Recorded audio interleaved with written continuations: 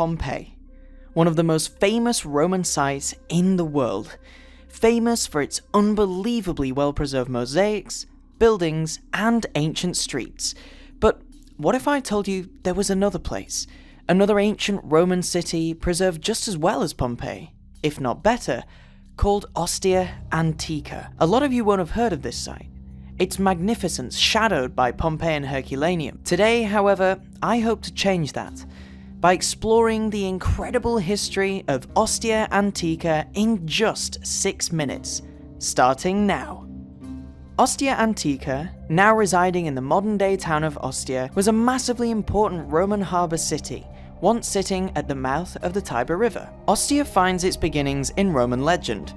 Both to the Ostians and the rest of the Roman Empire, Ostia began when Rome's fourth king, Ancus Marcius, founded the harbour as Rome's first colonia in 620 BC. Ostia began primarily as a naval base for the Roman Empire, due to it being in constant conflict with neighbouring peoples and pirates. The harbour was incredibly well positioned for this naval conflict, defending routes up the river which led directly to Rome, just 30 kilometers away. In fact, Ostia is said to have played a major role in the Punic Wars around this time period, acting as a key military harbour for the Romans. However, as time went on, Ostia became less and less nautically important to the Roman military. By the 2nd century BC, Ostia had turned into a sort of commercial harbour city, importing masses of grain from Sicily, Sardinia, and modern-day Tunisia, all the while boasting an ever-growing multicultural population. For a while, Ostia prevailed. Its infrastructure increasingly developed, its population never ceased to increase,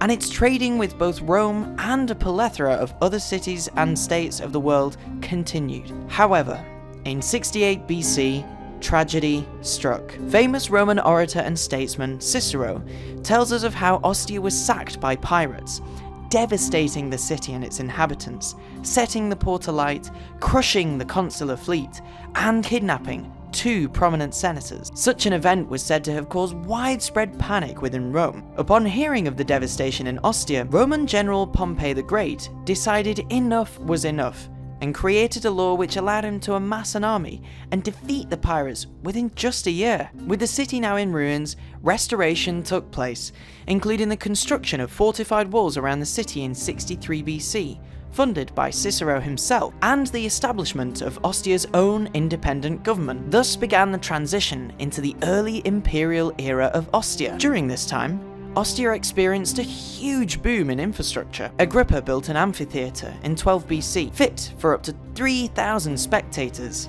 and which is also still used for theatre and other events to this day. A forum was erected in the centre of the city. Temples to Augustus, Jupiter, and Roma, the personification of the city of Rome, were also built around the city. Aqueducts, a town council hall, and main basilica were built, and the Jewish community in Ostia also added a synagogue to the outskirts of the city in the mid-1st century BC. The list goes on, for Ostia continued this trend in rising as an incredibly prosperous and important harbour for the Roman Empire. In fact, by this point, Ostia had become so important that it replaced Rome's previous main harbour at Puteoli in Naples, claiming its position as Rome's main source for supply. It didn't stop there, for in the 2nd and early 3rd centuries AD, Ostia entered its golden age. The harbour became a massive multiculturally populated city, serving the needs of Rome with goods, as Emperor Hadrian called for an incredibly huge restoration and expansion to take place. A Capitolium was built north of the Forum.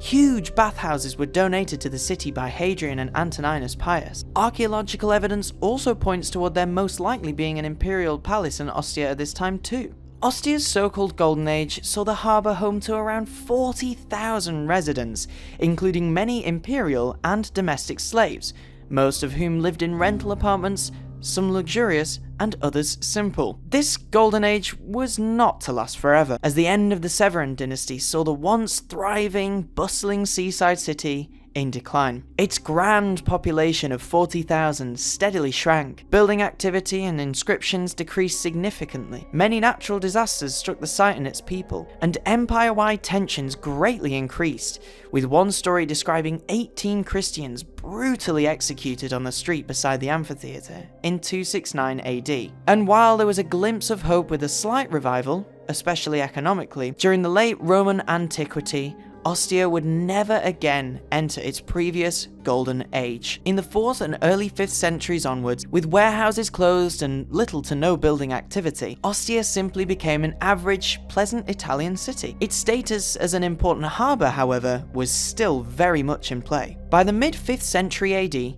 the city came under attack by Goths, forcing the local Romans to retreat to the amphitheatre and convert it into a makeshift fortress. From then onwards, Ostia became a major target for other groups of people around the world to siege, attack, and harass the city and its locals, including the Arabian peoples of the Saracens. This would go on for centuries, right up until the 9th century AD, when the city was forced to be abandoned. So, how is the city so unbelievably well preserved to this day? Well, it has everything to do with the Tiber. Sometime in AD 1557, a long while after the city's abandonment, the Tiber River, which had once provided the site with great wealth and prosperity, flooded on a gigantic scale. As a result, the city was almost completely covered with silt, with only the tall Capitoline Temple poking out. With it now completely buried under layers and layers of silt and mud, Ostia was now protected from both natural disasters and looters. The city remained buried until 1939,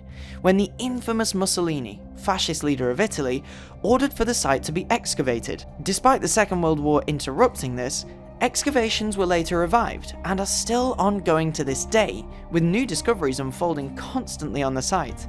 So, there it is, an incredibly impressive, important, and once prosperous harbour city, which eventually fell to the hands of both loot-thirsty groups of people and natural disasters, of which the last disaster, coincidentally, preserved the city immaculately, enabling people today to wander its marvellous streets and buildings.